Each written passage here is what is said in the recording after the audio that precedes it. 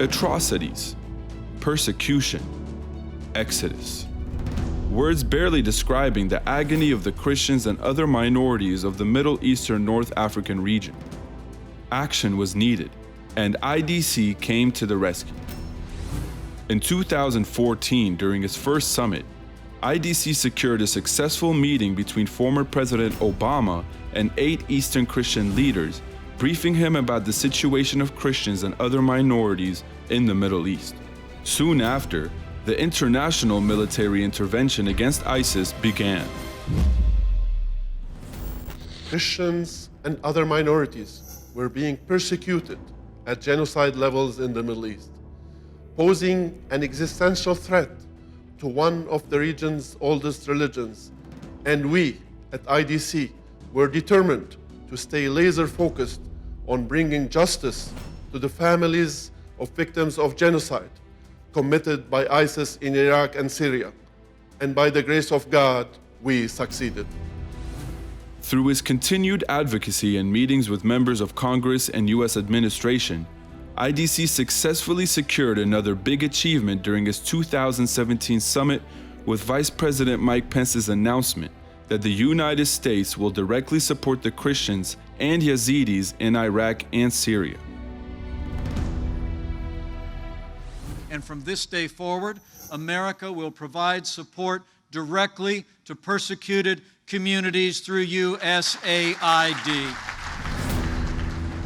Following the announcement, the United States added over $178 million in U.S. foreign assistance to support vulnerable communities in Iraq, bringing the total U.S. assistance for this population to nearly $300 million. In 2018, IDC proudly celebrated the presidential signing of the Iraq and Syria Genocide Relief and Accountability Act, House Resolution 390, passed earlier by Congress. Fearing that Christianity is facing the possibility of being wiped out in parts of the Middle East, IDC once again lobbied and petitioned members of Congress to represent and adopt House Resolution 259 to support the repatriation of religious and ethnic minorities in Iraq to their ancestral homelands. What's alarming is that the latest census showed that in Syria, the Christian population declined from 1.7 million to less than 450,000. And in Iraq, Christian numbers slumped from 1.5 million to less than 120,000. The majority of the exodus was directed to Lebanon, considered to be the last bastion of Christianity in the Middle East, a country currently hosting over 2 million refugees who are creating an unsustainable economic and social crisis. IDC continues to work relentlessly to ensure that the United States stands with Lebanon and the Lebanese army in its fight against terrorism, so Lebanon would remain a safe haven for religious freedom in the Middle East.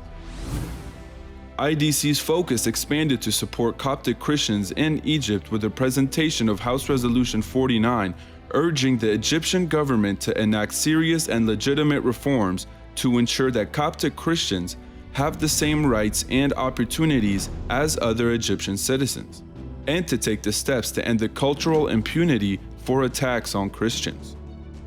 What also should be noted that other countries like Iran and Turkey continue fostering hostile environment against Christians at the state level, and we at IDC have been following that closely and proudly claim that we played a role in building support to secure the release of Pastor Andrew Brunson. In addition, IDC continues to advocate, lobby, and support House Resolution 296, affirming the United States record on Armenian genocide, and Senate Resolution 150, asking the United States to commemorate the Armenian genocide through official recognition and remembrance. Is in strong support of this resolution, House Resolution 296, which affirms the Armenian genocide. This is an historic day in the House of Representatives, and it's one that I've been waiting for 27 years. O Lord, receive IDC's continuous efforts to raise awareness to the agony of persecuted Christians in the Middle Eastern, North African region were also highlighted this year with a historic ecumenical prayer service held at the U.S. Capitol on July 15, 2019. Prayers were recited and hymns sung in the ancient languages of the Middle East at the rotunda. Faith leaders from different Middle Eastern and American churches, along with congressional members and dignitaries participating in the event, called for a stronger response to the genocide and all atrocities against the Christians and other minorities. I and my team at the State Department are 100% behind the work that In Defense of Christians does. You help provide emergency aid to those in need.